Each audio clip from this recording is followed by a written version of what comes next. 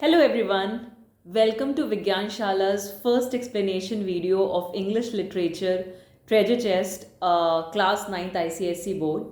And before starting with this video, I would like to say certain things. So, ये video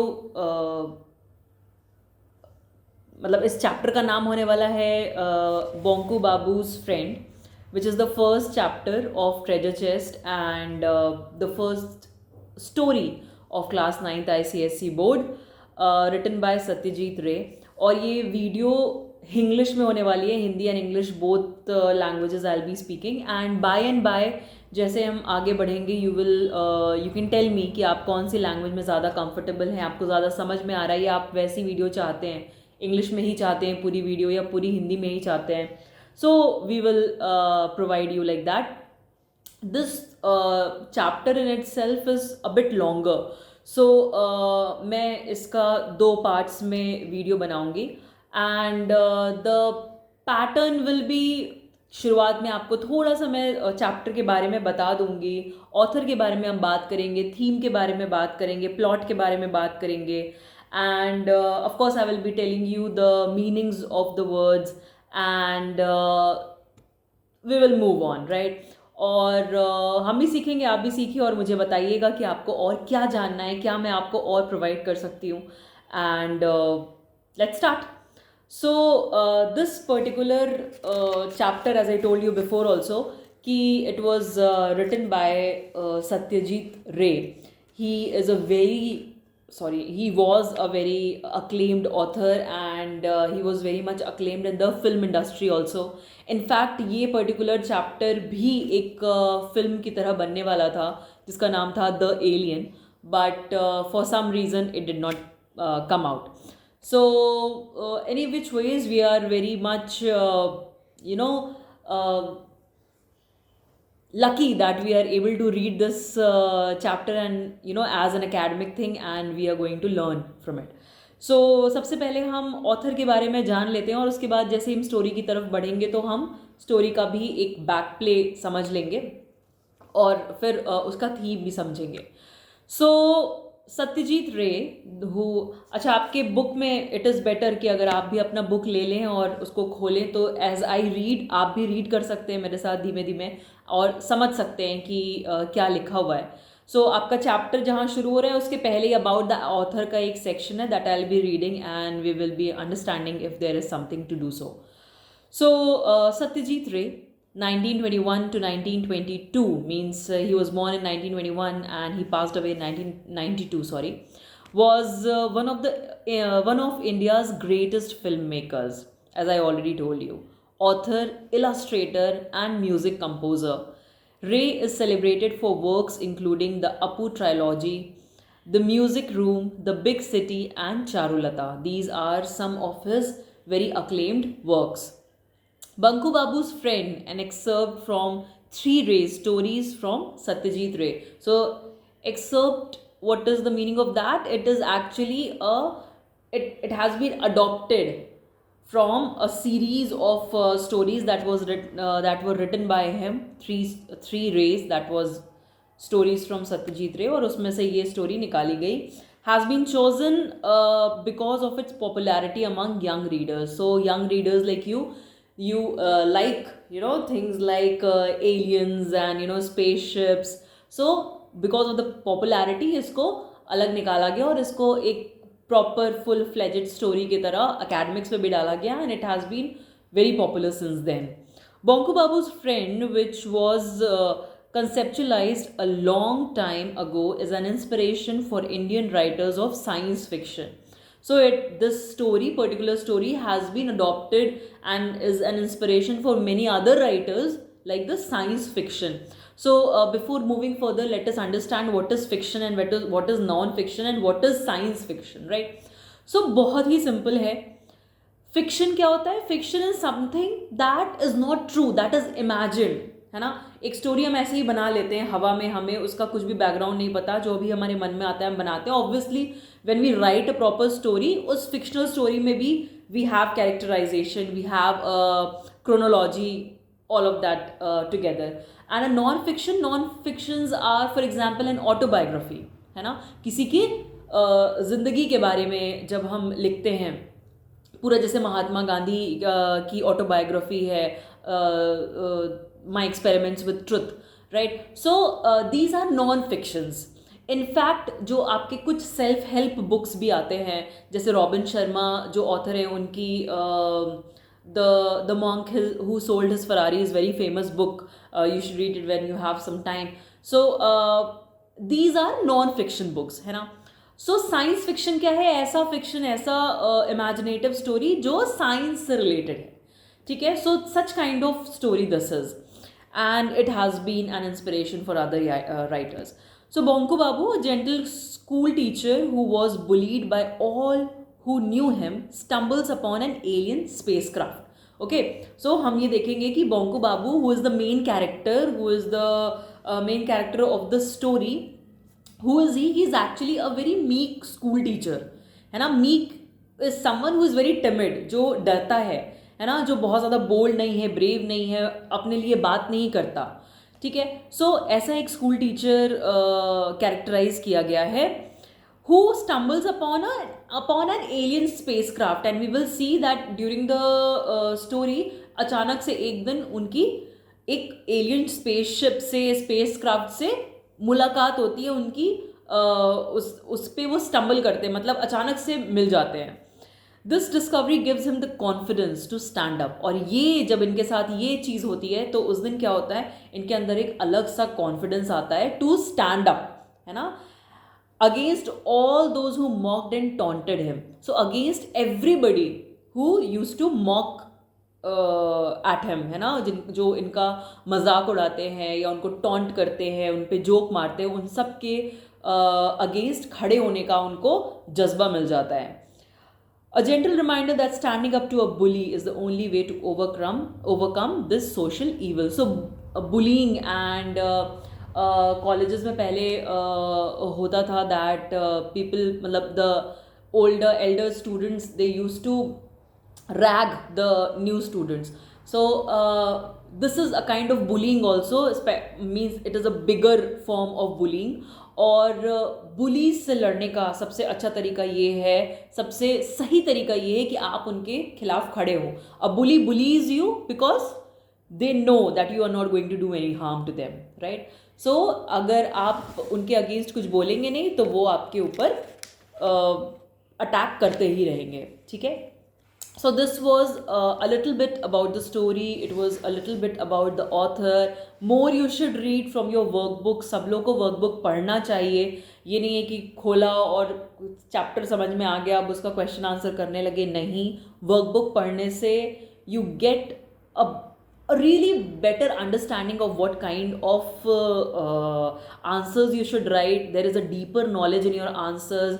Answers में एक maturity आ जाती है जो of course हमें नाइन्थ क्लास में क्या है, नाइन्थ क्लास में हम 10th के लिए प्रिपरेशन कर रहे हैं ऑब्वियसली, मतलब देयर इज़ अ माइंडसेट कि हम हाई स्कूल में आ गए हैं और हमें बोर्ड्स देना है अगले साल. सो अभी से प्रिपरेशन करें, नाइन्थ में ये आदत डालें कि 10th में कैसे पढ़ना है. एंड बिलीव यू मी, अगर आप वर्कबुक्स पढ़ते हैं, उसके बारे में और रिसर्च करते हैं, तो you are going to ace every question that comes in your English literature, ठीक है. तो वर्कबुक ज़रूर पढ़ेंगे. Okay, moving on to the chapter.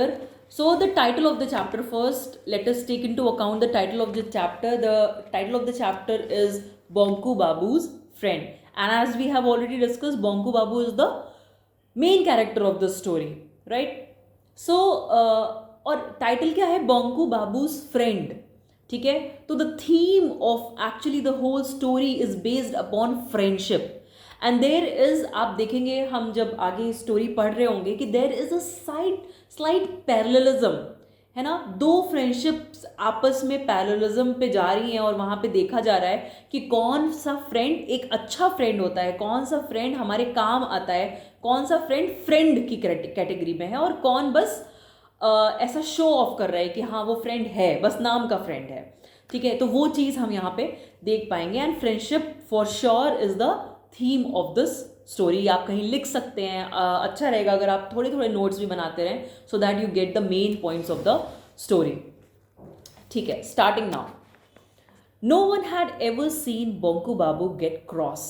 Cross means upset. किसी ने अभी तक बोंकू बाबू को कभी भी अपसेट नहीं देखा था. To tell the truth, it was difficult to imagine that what he might say or do if one day he did get angry. ठीक है, तो अगर सच बताया जाए, टू टेल द ट्रुथ, अगर सच बताएं तो ये इमेजिनेशन से बाहर ही था. ऑलमोस्ट डिफिकल्ट था इमेजिन करने का कि अगर कभी गलती से बोंकू बाबू जब गुस्सा होंगे, कभी तो कभी होंगे, अभी तक किसी ने नहीं देखा, लेकिन बाय द वे अगर कभी आगे चल के गुस्सा होंगे तो क्या कहेंगे और क्या कर देंगे. ठीक है, ये कोई इमेजिन ही नहीं कर सकता था. बहुत डिफिकल्टी से स्पेकुलेशन लगाया जा सकता था कि क्या कर सकते हैं वो. ठीक है, it was not as if there was never any reason for him to lose his temper. ऐसा कभी नहीं था कि ऐसा उनको कोई रीज़न नहीं मिला कि वो अपना टेम्पर खो दें, अपना काम खो दें, गुस्सा ना हो, है ना. उनको बहुत सारे ऐसे रीजन्स उनके पास थे कि वो गुस्सा हो सकते थे. For the last 22 years, Bonku Babu had taught geography and Bengali in the Kankurgachi village primary school. So there is a place, Kankurgachi village, जहाँ के primary school में he had been teaching geography and Bengali for the last 22 years. So he is a quite senior teacher, है ना, जो क्या क्या पढ़ाते थे, geography, Bengali. So it is very important from the perspective of doing your multiple choice questions also. Which subjects he used to teach? Bengali and geography. Yes, and in which village and which primary school he used to teach? Kankurgachi village primary school. So you should note it down or underline it if need be. But I would suggest that you note it down क्योंकि underline तो हमें difficult words भी करने हैं, है ना. So stay with me. Every year a new batch of students replace the old one, but old or new, the tradition of teasing poor Bonku Babu continued among all the students, है ना. So हर साल क्या होता था, new batch आता था students का, लेकिन नए हो या पुराने हो, एक प्रथा सभी बच्चों में चली आ रही थी. वो क्या प्रथा थी कि बोंकू बाबू को, जो टीचर हैं उनके बोंकू बाबू, उनको सब लोग परेशान करते थे, उनको टीज करते थे, उनको छेड़ते थे. ठीक है. Some drew his cartoon on the blackboard, others put glue on his chair, or on the night of Kali Puja they lit a chasing rocket and set it off right behind him. तो क्या क्या pranks करते थे, क्या क्या jokes, so called jokes करते थे वो अपने टीचर के साथ. कुछ लोग उनका कार्टून बना देते थे ब्लैक बोर्ड पे, कुछ लोग उनके चेयर पे गम डाल देते थे so that when he sits, you know, his clothes are stuck to the chair. और कुछ लोग क्या करते थे, काली पूजा वाले दिन, जिस दिन बंगाल में बहुत ज़्यादा उसको हर्षोल्लास और बहुत बड़े पैमाने पे मनाया जाता है, उस दिन वो क्या करते थे, एक रॉकेट जलाते थे, पटाखे फोड़ते हैं तो रॉकेट जलाते थे और इस तरह से जलाते थे कि बोंकू बाबू के पीछे ही रॉकेट लग जाए. ठीक है. सो ये सारे प्रैंक्स बच्चे उनके साथ करते थे. Bonku Babu did not get upset by any of this, है ना. बोंकू बाबू इन सारी बातों का ज़्यादा बुरा नहीं मानते थे, अपने बच्चों के प्रैंक्स का ज़्यादा बुरा नहीं मानते थे. Only sometimes he cleared his throat and said. कुछ बार ऐसा होता था कि जब वो अपना क्लियर करते थे थ्रोट और बोलते थे शेम ऑन यू बॉयज, है ना, सबको डांट देते थे. Being a teacher that happens, right? One of the reasons for maintaining his calm was simply that he could not afford to do otherwise. एक बहुत बड़ा रीज़न ये था उनके काम रहने का कि वो अफोर्ड ही नहीं कर सकते थे गुस्सा करना, है ना. क्यों नहीं अफोर्ड कर सकते थे? Let us find out.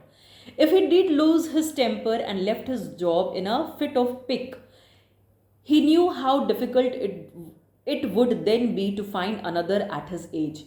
ठीक है. तो उनकी ऐसी एज हो चली थी कि अगर वो अपना टेम्पर लूज कर देते, अगर गुस्सा हो जाते और गुस्से में in a fit of pique means irritation में, उनको इरिटेशन के झटके में अगर वो अपनी जॉब छोड़ देते गुस्सा होकर, सो ही अंडरस्टूड कि उनकी ऐसी एज है कि इस एज पे उनको दूसरी जॉब मिलना बहुत मुश्किल था. तो वो अपना काम मेंटेन करते थे, गुस्सा नहीं होते थे, इस बातों का बुरा नहीं मानते थे क्योंकि वो अफोर्ड ही नहीं कर सकते थे बुरा मानना. Another reason was that in every class there was always a few good students, even if the rest of the class was full of pranksters. So एक बहुत बड़ा रीज़न ये भी था कि हर क्लास में, चाहे पूरी की पूरी क्लास जो है pranksters से भरी हो. pranksters क्या होते हैं? वो बच्चे, यहाँ पे वो बच्चे या वो लोग जो प्रैंक करते हो। प्रैंक क्या होता है? प्रैक्टिकल जोक्स, है ना। जैसे आपने भी किया होगा कि you know all that plastic की lizards, all you of you must have played with it. So अपने बहन या भाई के डेस्क पे रख देना, है ना, या उसके ऊपर गिरा देना। It is a practical joke, right. So अगर पूरी क्लास भी प्रैंकस्टर्स से भरी हुई हो तो भी कुछ बच्चे ज़रूर ऐसे अच्छे होते थे, ओबीडियंट होते थे, जो बंकू बाबू को अच्छा लगता था जिनके साथ। Teaching this handful of good boys was so rewarding that to Bunku Babu that alone made life as a teacher worth living. So ऐसा ऐसे कुछ जो हैंडफुल, मुट्ठी भर जो ऐसे बच्चे थे, ऐसे लड़के थे जिनको, जो उस क्लास में रहते थे, उनको पढ़ा के बंकू बाबू को इतना अच्छा लगता था उनकी जो शिक्षक होने का जो जीवन है वो तर गया, है ना। So that was very rewarding for him. उनको लगता था कि मैंने तो कोई प्राइज ही जीत लिया इन बच्चों को पढ़ा के। At times he invited those boys to his house, offered them snacks and told them tales of foreign lands and exciting adventures। और इतने खुश होते थे वो इन बच्चों से कि कभी कभी वो उनको घर पे बुलाते थे, उनको नाश्ता कराते थे, स्नैक्स देते थे और उनको बहुत सारी कहानियाँ सुनाते थे एडवेंचर्स की, विदेशों की जगहों की, कि वहाँ का कल्चर क्या है, वहाँ पे क्या होता है क्या नहीं होता है, यू नो। वो जोग्राफी टीचर भी थे एंड कुछ एक्साइटिंग एडवेंचर्स के बारे में भी वो उनके साथ शेयर करते थे। He told them about life in Africa। Africa में कैसी लाइफ होती है उसके बारे में उन्हें बताते थे। The discovery of the North Pole, the fish in Brazil that ate human flesh, and about Atlantis, the continent submerged under the sea। तो इन सारी चीज़ों के बारे में बंकू बाबू उन बच्चों से बात किया करते थे जिनको वो घर पे बुलाया करते थे, जो अच्छे बच्चे थे, जिनको पढ़ा के उन्हें बहुत वर्दी फील होता था as a teacher. He was a good story teller. और बंकू बाबू एक बहुत अच्छे स्टोरी टेलर थे। He always had students enthralled. He always had students. जब अपने स्टूडेंट्स के साथ बैठते थे और उनको ये सारी कहानियाँ बताते थे तो उनका पूरा अटेंशन वो ग्रैब कर सकते थे, इतने अच्छे स्टोरी टेलर वो थे। तो एंथ्राल्ड मतलब होता है कि someone whose enthralled means the ability to grab someone's attention, right? During the weekend, Bonku Babu went to the lawyer Shripati Majumdar's house to spend the evenings with other regulars. Regulars means जो regularly visit करते हैं। तो हर weekend पे there was a lawyer in Kankurgachi village where there was a lawyer whose name was Shripati Majumdar, and उनके घर पे हर weekend पे there used to be a get together, है ना। तो एक तो बंकू बाबू भी रेगुलर थे और भी कुछ रेगुलर थे जो विलेज के लोग थे जो वहाँ पे उनके घर पे मिला करते थे। On a number of occasions he had come back thinking enough never again. So बहुत बार लेकिन इन मीटिंग से वापस आते हुए उनके साथ ऐसा हुआ था कि वो सोच के आए थे कि बस बहुत हो गया, अब मैं कभी दोबारा नहीं जाऊँगा, है ना। The reason was simply that he could put up with the pranks played by the boys in his school, but when grown-ups, even middle-aged men, started playing the fool with him, it became too much to bear, है ना। So this reason, जब वो ऐसा feel करते थे कि बस बहुत हो गया अब दोबारा मैं नहीं जाऊँगा, उसका रीज़न बहुत सिंपल था। क्या रीज़न था? रीज़न ये था कि भाई अपने स्टूडेंट्स का, अपने बच्चों का, जो छोटे हैं अभी, जिनके पास पूरी समझ नहीं है, उनके प्रैंक्स तो वो फिर भी बर्दाश्त कर पाते थे, बट ग्रोन अप जो बड़े उम्र के लोग हैं, इवन मिडिल एज लोग हैं, और उनके साथ वो लोग जब बंकू बाबू का मजाक उड़ाते थे, उनको एक फूल की तरह उनके साथ बिहेव करते थे, तो उनके लिए बहुत असहनीय हो जाता था। It was hard to endure, it was hard to bear that kind of prankstery.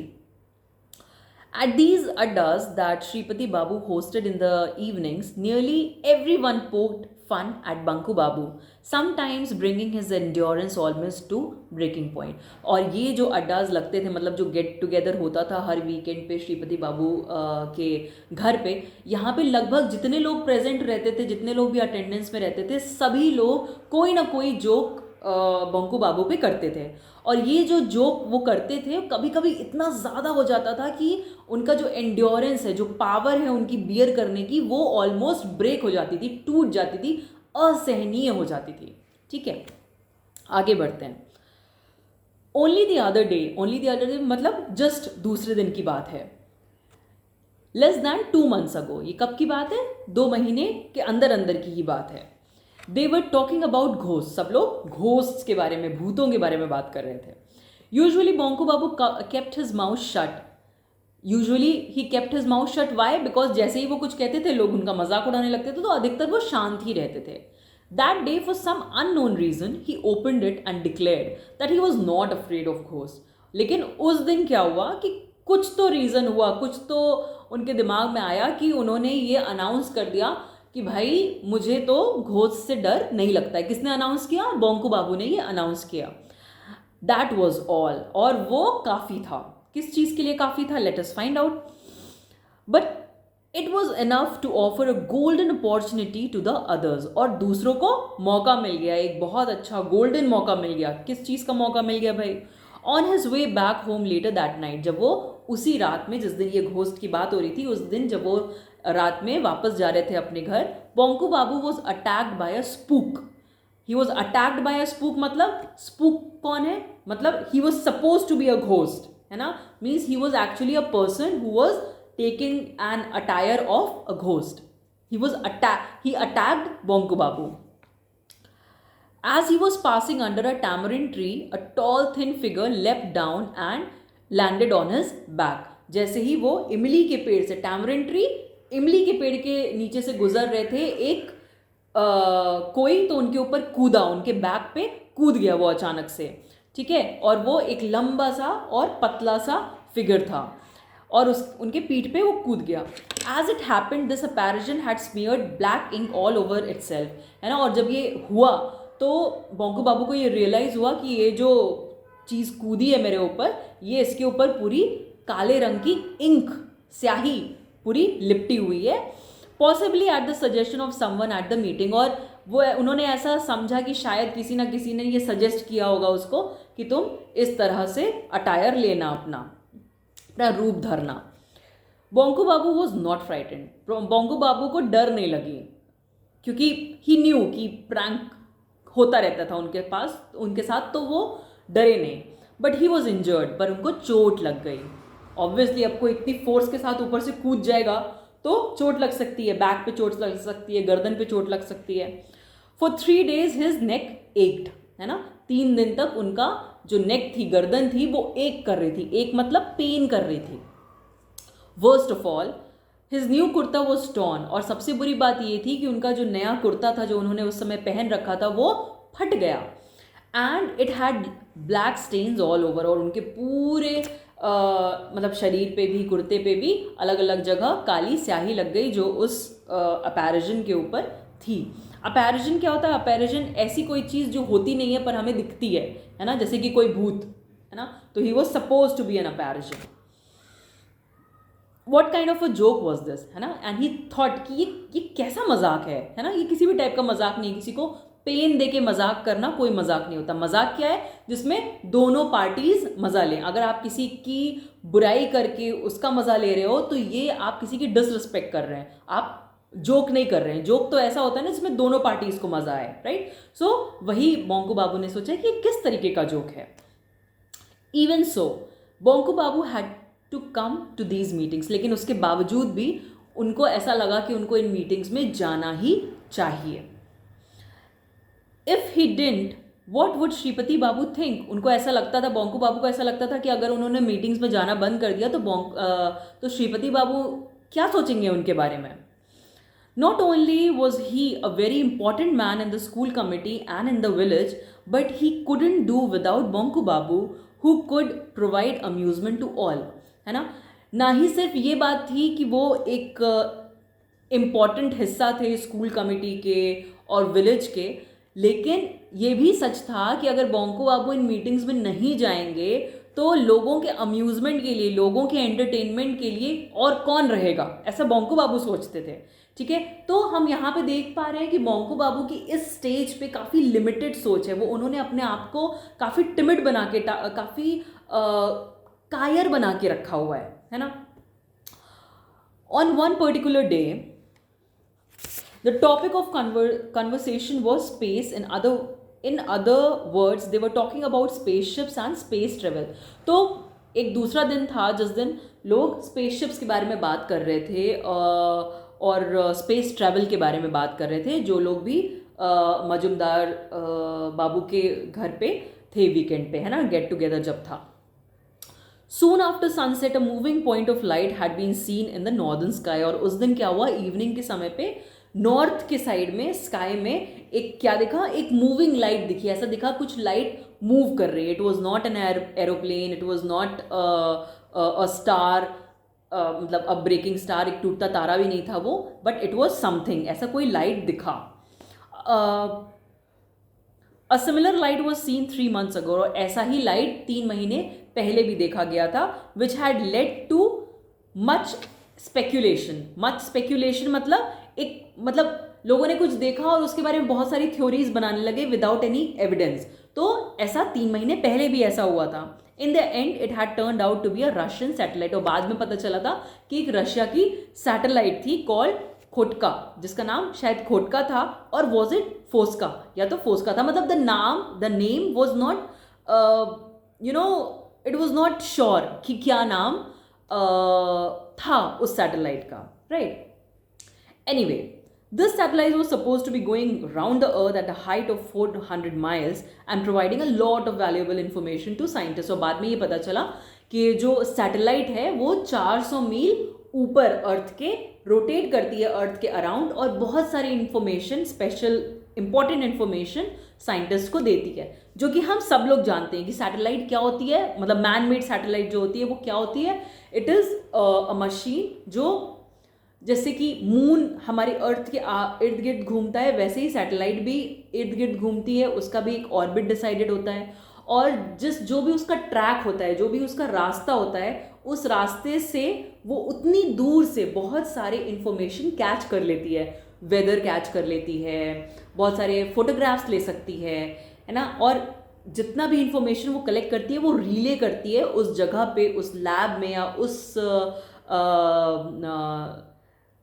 Space point पे, जो कि अर्थ का पॉइंट है, जहाँ पे उसका रिले रखा गया है और इंफॉर्मेशन पहुँचाती है साइंटिस्ट तक.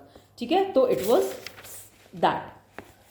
That particular evening Bonku Babu was the first to spot the strange light. और उस दिन, जो 3 महीने पहले लाइट देखी गई थी, उस दिन क्या था, बोंको बाबू पहले इंसान थे जिसने वो लाइट देखी थी अपने विलेज में. Then he called Nidhu Babu and showed it to him. और उन्होंने निधु बाबू, एक दूसरे फ्रेंड है उनके, उनको बुलाया था और उनको दिखाया था, देखो देखो ये लाइट जा रही है. However, when he arrived at the meeting, he found that Nidhu Babu had coolly claimed full credit for being the first person to see it and was boasting a great deal about it. है ना. लेकिन उस दिन जब वो meeting में पहुंचे थे तो उन्होंने देखा कि निधु बाबू ने पूरा क्रेडिट खुद ही ले लिया कि भैया मैं ही हूँ वो पहला इंसान जिसने वो स्लाइड को देखा है, और उसके बारे में पूरा बात करने लगे कि I am the person who had seen that light, I am so observant, है ना. बोंको बाबू सेड नथिंग. बोंको बाबू ने उस दिन कुछ भी नहीं बोला.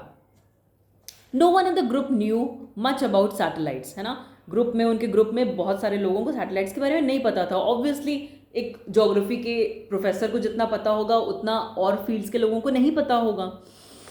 But that did not stop them from offering their views. But it is the trend, है ना. हमें जिस चीज़ के बारे में कुछ नहीं पता होता है उसके बारे में भी हमारा ओपिनियन होता है, हमारे व्यूज़ होते हैं. तो ऐसे ही वहाँ पे भी बहुत सारे लोगों के व्यूज़ थे उसके बारे में, even though they had no practical knowledge about satellites. Said Chandi Babu, somebody sees a point of light in some obscure corner of the sky and the press gets all excited about it. All humbug, है ना. चंडी बाबू ने एक comment किया कि भाई कोई एक random person किसी रैंडम स्काई के किसी कॉर्नर में कोई चलती हुई लाइट देख लेता है और पूरा प्रेस, मतलब मीडिया, पूरी मीडिया उसके ऊपर वो हो जाती है कि एक्साइटेड हो जाती है, अरे ये दिखा. फिर बहुत सारे स्पेक्यूलेशंस बनाने लगती है ना. सब बस बात करते हैं, सब हम्बग हैं, है ना. हम बग, ऐसा इंसेक्ट जो हमिंग करता है, बोलता है, उसके बारे में बस बोलने लगता है, पता वता कुछ नहीं है, बस बोलने लगता है, और ये भी नहीं पता है कि सच है. मतलब ऐसा चंडी बाबू का व्यू है कि पता किसी को कुछ हो या ना हो, लेकिन सब उसके बारे में बस बात करने लगते हैं. Ram Kanai countered this remark, और राम कनाई उस मीटअप में, Ram Kanai was another person, he remark he was still young. अब राम कनाई अपने बाकी जो वहाँ पे लोग थे उनसे अभी छोटा ही था, कम उम्र थी उसकी। No it may not be, it may not any of us here, but it is a human achievement surely, and a great achievement at that, है ना। तो राम कनाई ही सेड कि भाई कोई कुछ भी कहे, लेकिन satellite is a great achievement of humans. हम में से किसी का नहीं होगा अचीवमेंट, पर इंसानों का एक बहुत बड़ा अचीवमेंट है कि हमने कोई ऐसा डिवाइस बनाया और आकाश में भेज दिया और वो हमको इन्फॉर्मेशन प्रोवाइड करता है ना। ऐसा राम कनाई ने बोला चंडी बाबू के रिमार्क को काउंटर करते हुए। Well you wouldn't expect a bunch of monkeys to do that would you. So Chandi Babu ने बोला कि अब मंकीज थोड़ी ना ये सब काम करेंगे, ऑब्वियसली इंसान करेंगे, तो इसमें कौन सी बड़ी बात हो गई है ना। He wants to say that. All right said Nidhu Babu. Nidhu Babu ने बात उनकी ख़त्म करते हुए, काटते हुए कहा, all right, let's not talk about of satellites. After all, it's just a machine going round the earth, they say. तो निधु बाबू को बहुत इम्पॉर्टेंट इन्वेंशन नहीं लगी वो बोल रहे कि सैटेलाइट्स के बारे में क्या बात करना है ना। आफ्टर ऑल है ही क्या, एक मशीन ही तो है, और उसका काम ही क्या है कि अर्थ के अराउंड घूमती है, जैसा कि सब लोग बोलते हैं, right. No different from a spinning top. What is a spinning top? लट्टू, है ना। उनके हिसाब से, निधु बाबू के हिसाब से, एक सैटेलाइट और एक लट्टू में ज़्यादा कोई फर्क नहीं होता। क्यों नहीं फर्क होता? अ top would start spinning if you got it going. जैसे कि अगर हम एक लट्टू को चलाते हैं तो वो चलने लगता है। और a fan would start to rotate if you pressed a switch. और एक फैन चलने लगता है जब हम स्विच दबाते हैं। तो वैसा ही कुछ, उनके हिसाब से वैसा ही कुछ तो सैटेलाइट भी है। असल satellites the same, but think of a rocket. और उनके हिसाब से रॉकेट एक बहुत बड़ी चीज़ है। तो वो कहते हैं कि सैटेलाइट छोड़ो यार, रॉकेट के बारे में बात को देखो, रॉकेट के बारे में। That can't be dismiss so easily can it, है ना, कि रॉकेट को इतनी आसानी से नहीं डिसमिस किया जाता है, उसको इतना कम इंपॉर्टेंस नहीं दे सकते हैं। जितना कम इंपॉर्टेंस सैटेलाइट की, उतनी कम इंपॉर्टेंस रॉकेट की नहीं हो सकती है। चंडी बाबू रिंकल्ड हिज नोज, है ना, रिंकल्ड लाइक दिस, है ना, उन्होंने अपनी नोज रिंकल करी। और रॉकेट, है ना, बहुत रिंकल करते हुए, rocket what good is a rocket, है ना। चंडी बाबू बोलते हैं कि रॉकेट कौन सी बड़ी चीज़ है। All right, if one was made here in our country.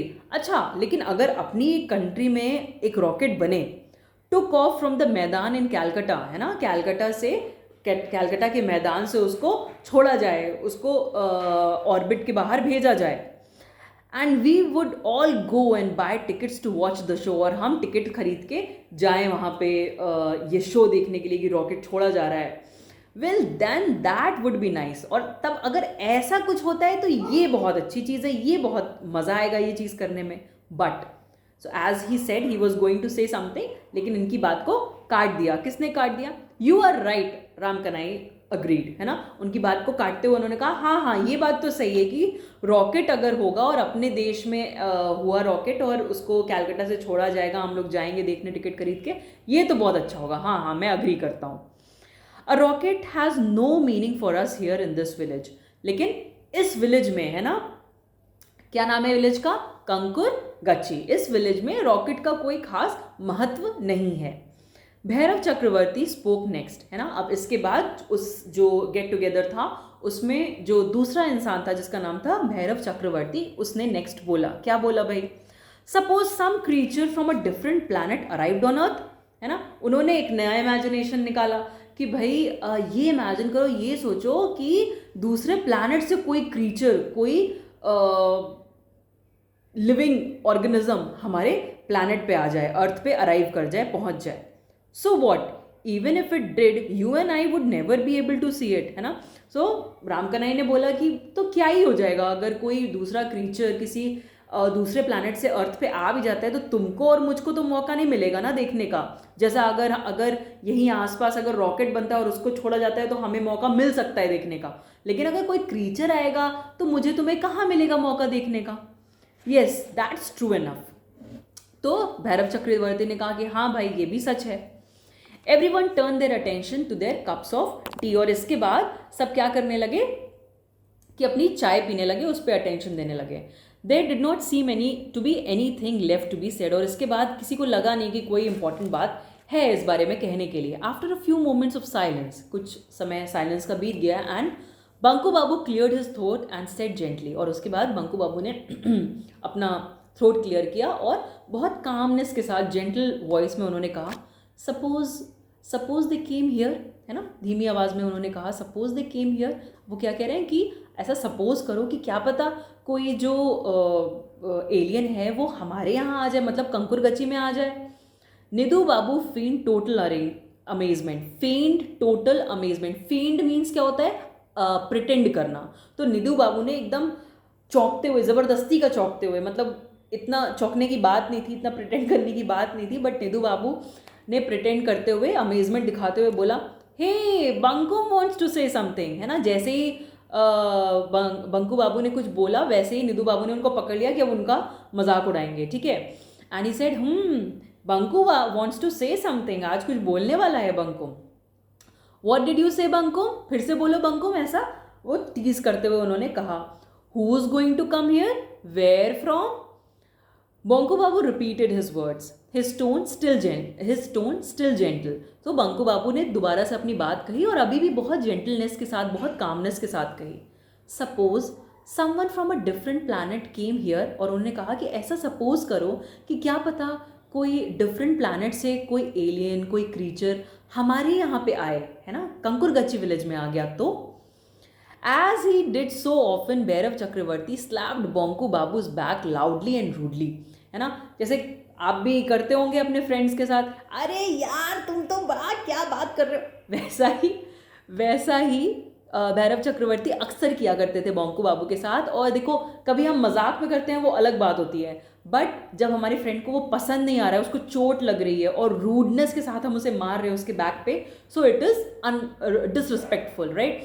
So Bhairav Chakravarti slapped Bunku Babu loudly and rudely and grinned and said, मतलब हंसते हुए उन्होंने बोला, bravo, what a thing to say, है ना, अरे वाह क्या बात कही है इसने. Where is a creature from another planet going to land, कहाँ लैंड करेगा क्रीचर दूसरे प्लैनेट का. Not Moscow, not London, not New York, not even Calcutta, but here.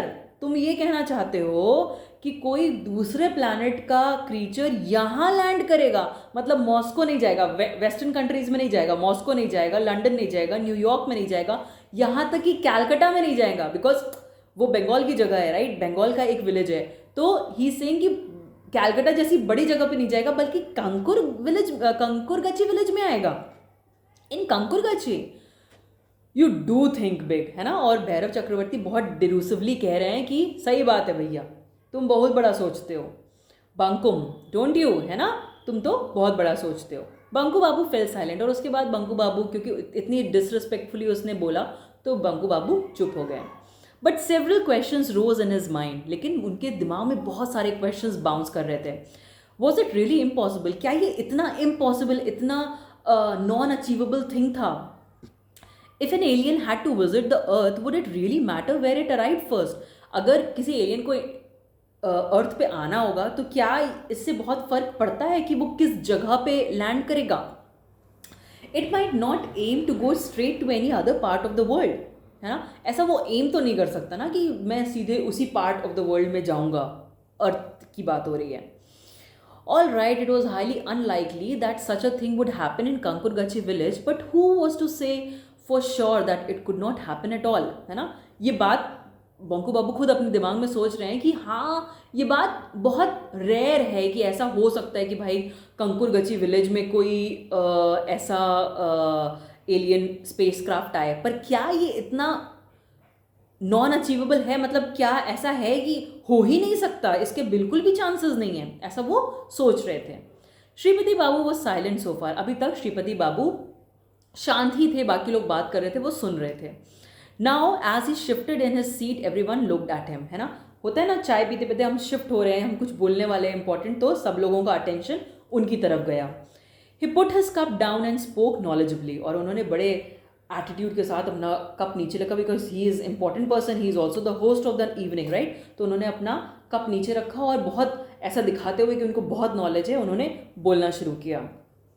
Look, if someone from a different planet does come to earth, I can assure you that they will not come to this God-forsaken place. Those aliens are no fools.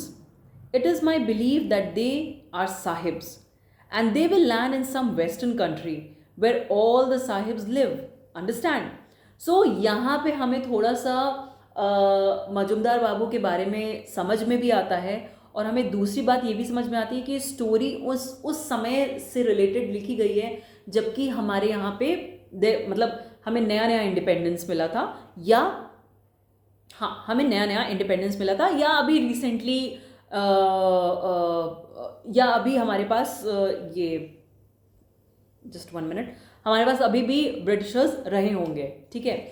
सो बहुत नॉलेजबली उन्होंने क्या बोला कि अगर मुझे ऐसा लगता है कि अगर कोई एलियन अर्थ पे आने वाला होगा तो वो इस गॉड फोरसेकन प्लेस पे तो नहीं आएगा, मतलब वो अपनी विलेज को बहुत छोटी और तुच्छ जगह मानते हैं, है ना। तो उन्होंने बोला कि ऐसी जगह पे तो नहीं आएगा, वो अच्छी जगह पे जाएगा, मतलब वेस्टर्न कंट्रीज़ में जाएगा। क्यों? क्योंकि उन्हें ऐसा लगता है कि जितने भी एलियंस हैं वो सब साहिब हैं। साहिब मतलब समबडी ऑफ वेरी इंपॉर्टेंस, है ना, like the Britishers in their eyes, right. उनके दिमाग में ब्रिटिशर्स साहिब थे, बहुत इंपॉर्टेंट लोग थे। तो वैसे ही एलियंस भी होते होंगे, और वो वेस्टर्न कंट्रीज़ में जहाँ पे उनके जैसे लोग होंगे, साहिब लोग होंगे, वहीं पे जाएंगे। अंडरस्टैंड? तो उन्होंने उसके बाद बोला, समझ रहे हो तुम, मुझे तो यही लगता है। उन्होंने मतलब बहुत नॉलेजेबली बोला कि यही सच है। एवरीवन अग्री, और सबने उनकी बात मान ली, with the sole exception of Bonku Babu. But Bonku Babu ने ये बात पे अग्री नहीं किया, मतलब बाहर से कर भी दिया हो पर मन में उनके अग्रीमेंट नहीं था। Chandi Babu decided to take things a bit further, और चंडी बाबू ने इस बात को और खींचने का सोचा। ही नज्ड निधु बाबू साइलेंटली, धीमे धीमे उन्होंने ऐसे खूनी मांगी या ऐसे से किया कि निधु बाबू की तरफ, और फिर बोंकू बाबू से बड़े इनोसेंटली उन्होंने बोला, why I think Bonku is quite right. मुझे तो ऐसा लग रहा है कि बोंकू सही बोल रहा है। Isn't it natural that aliens should want to come to a place where there is a man like our Bonku Bihari? तुम लोगों को नहीं लगता है कि एलियन ऐसी जगह जाना चाहेंगे जहाँ पे एक ऐसा आदमी है हमारी जैसा, बोंकू बिहारी जैसा? If they wanted to take away a human specimen, could they find anything better? और फिर उनका मजाक उड़ाते हुए कह रहा है कि अगर किसी एलियन को यहाँ आना होगा और एक ह्यूमन सैंपल लेके जाना होगा अपने पास स्टडी करने के लिए, तो क्या बोंकू बिहारी से अच्छा सैंपल मिलेगा उनको? No I don't think so. Nidhu Babu joined in, है ना। तो निधु बाबू को उसने नज किया था, तो निधु बाबू भी हाँ में हाँ मिलाने लगे कि हाँ हाँ मुझे तो लगता है कि हाँ भाई ये बोंकू बिहारी से अच्छा स्पेसिमेन तो नहीं मिलेगा एलियंस को। Consider his looks not to mention his brains, है ना। अब भाई इसका लुक्स ही देख लो, इसका मतलब फिजिकल फीचर ही देख लो, नहीं तो इसका ब्रेन ही देख लो। Yes, Bunku would be an ideal specimen, और अग्री किया कि हाँ हाँ बोंकू बाबू एकदम सही स्पेसिमेन रहेगा किसी एलियन को आगे लेके जाना हो अगर अपने प्लैनेट पे, right. Suitable for keeping in a museum, है ना। और फिर इस पे बात उन लोगों ने की कि हाँ हाँ सही रहेगा, एक म्यूजियम में रखने के लिए सही है, या तो एक जू में रखने के लिए सही है, और जू। राम कनाई चिप्ड इन, राम कनाई ने उसमें ऐड किया कि हाँ या तो म्यूजियम में या तो जू में रखना बहुत सही रहेगा किसी एलियन को उसके प्लैनेट में, बोंकू बिहारी को। Bonku Babu did not reply, है ना। बोंकू बाबू ने रिप्लाई नहीं किया, बट वंडर्ड साइलेंटली, लेकिन वो अपने मन में ही शांति से सोच रहे थे, if anyone were to actually look for a specimen weren't the others just as suitable. और वो सोच रहे थे कि अगर कोई स्पेसिमेन के बारे में बात करना भी है तो ये सोचो कि क्या बाकी लोग कम है क्या, वो लोग भी तो एज सूटेबल एज मी है ना। जितना मैं सूटेबल हूँ उतना वो भी सूटेबल है। लुक एट श्रीपति बाबू, और फिर उन्होंने कहा कि श्रीपति बाबू को ही देख लो भाई। His chin was so much like a camel's, उनकी चिन जो है बिल्कुल ऊंट जैसी दिख रही थी। And that Bhairav Chakraborty, his eyes were like the eyes of a tortoise, और जो भैरव चक्रवर्ती उसकी आंखें बिल्कुल टॉर्टोइज की जैसे हैं, कछुए के जैसे हैं। निधु बाबू look like a rat, Nidhu बाबू चूहे के जैसे दिखते हैं। राम कनाई लाइक अ गोट, राम कनाई एक बकरी के जैसे दिखता है, and Chandi Babu like a flutter mouse, और चंडी बाबू जो है फ्लिटर माउस के जैसे. Flutter mouse is a old fashion word for bat. Okay, so flutter mouse मतलब होता है बैट. तो वो एक चमगादड़ के जैसे दिखते हैं. If a zoo really had to be filled up, है ना, और उन्होंने अपने मन में सोचा कि अगर जू फिलअप करना हो तो ये लोग क्या कम थोड़ी हैं, ये लोग भी वैसे ही हैं, अपने मन में सोच रहे हैं. Tears sprang to his eyes, लेकिन ये सोचते सोचते उनको बहुत ख़राब भी लगा कि मेरा फिर से मजाक उड़ा दिया, और आंखें उनकी भर गईं आंसू से. Bonku Babu had come to the meeting hoping for once to enjoy himself, है ना. वो इस मीटिंग में आए थे कि सोच के आए थे कि काश एक बार मैं भी इंजॉय कर सकूँ, मैं भी एक अच्छा समय बिता सकूँ. That was clearly not to be, और ये एकदम एविडेंट था कि नहीं हो सकता है ऐसा उनके साथ. He could not stay here any longer, he got to his feet, और वो अब वहाँ पे थोड़ी देर और नहीं रुक सकते थे, और वो बस खड़े हो गए, जाने के लिए तैयार हो गए. Take care Bunkuda warned Ram Kanai, और जैसे ही वो जाने लगे तो राम कनाई ने पीछे से आवाज़ दी, ध्यान से बंकुदा, अपना ध्यान रखना. It is a moonless night remember, और याद रखना कि आज चांद नहीं निकला है, अमावस की रात है. And it is a Saturday, और ऊपर से शनिवार है. Very auspicious for ghost and spooks, और ये बहुत अच्छा दिन होता है भूतों के लिए, और स्पूक्स मीन्स चुड़ैल, and know that kind of super natural powers, उनके लिए बहुत अच्छा दिन होता है. Everyone howled with delighted laughter, है ना. This is the reference to the attack that happened on Bunku Babu before. जो बंकू बाबू के ऊपर पहला अटैक हुआ था, जो स्पूक ने किया था, उससे रेफरेंस लेके सब एकदम से हंसने लगे. ठीक है. Bunku Babu was not carrying a torch और अ लैंटर्न. लैंटर्न मीन्स लालटेन, है ना. बंकू बाबू ना ही एक टॉर्च उनके पास था, ना ही लालटेन था. There was no need for it, उनके लिए ज़रूरी भी नहीं था. It was too cold for snakes to be out, है ना. बहुत ठंड रहती है तो स्नेक्स बाहर नहीं आते, उनको पता था. And he new his way very well, और उनको अपना रास्ता, घर का रास्ता बहुत अच्छे से पता था. Normally not many people took this route, but it meant a shortcut for him, और जिस रास्ते से वो जा रहे थे अधिकतर लोग वो रास्ता नहीं लेते हैं, बट क्योंकि उनको बहुत अच्छे से वो रास्ता पता था, वो एक शॉर्टकट भी था उनके लिए, सो वो उसी रास्ते से जाने लगे. In the last few minutes he had become aware of something unusual, और जब वो चल रहे थे ना तो उनको अचानक से कुछ अनयूजुअल सा महसूस हो रहा था, कुछ स्ट्रेंज सा महसूस हो रहा था. At first he could not put his finger to it, पहले वो इस पर मतलब वो पॉइंट नहीं कर पा रहे थे कि क्या क्या अजीब लग रहा है आज मुझे. Somehow things were different tonight, उनको ये तो पता था कि कुछ तो अलग है आज माहौल में. वॉट वॉज रॉन्ग, क्या क्या अलग है, क्या गलत है, क्या मिस हो रहा है, what was missing. Suddenly he realise what it was, और अचानक से उनको रियलाइज हुआ कि क्या अलग है. The crickets were silent. जो क्रिकेट्स होते हैं, क्रिकेट्स मतलब झिंगुर, जो रात में ज़ करके आवाज़ आती है अलग अलग जगहों से. So the crickets were silent, वो एकदम साइलेंट थे, एकदम भी किसी भी इंसेक्ट की आवाज़ नहीं आ रही थी. Not one was chirping, even एक झिंगुर की भी आवाज़ नहीं आ रही थी. Today there was only an eerie silence, और आज जब वो वापस घर जा रहे थे उनको रियलाइज हुआ कि एक अजीब तरीके का स्ट्रेंज साइलेंस है. एरी मतलब स्ट्रेंज साइलेंस है. What has happen to all the crickets, अचानक से सारे झिंगुरों को क्या हो गया, वो सोच रहे हैं. वर दे ऑल अस्लीप, क्या सारे सो गए. And this is the part 1 of Bonku Babu's friend. I hope you understood. जो चीज़ आपको नहीं समझ में आई है, comment me, let me know. आप ये भी कमेंट करिए कि मेरे पढ़ाने का स्टाइल आपको कैसा लग रहा है. Do you want more Hindi, more English, या पूरा इंग्लिश पूरा Hindi. You let me no, and part 2 will come soon. Okay, so stay tuned and study well. Bye bye.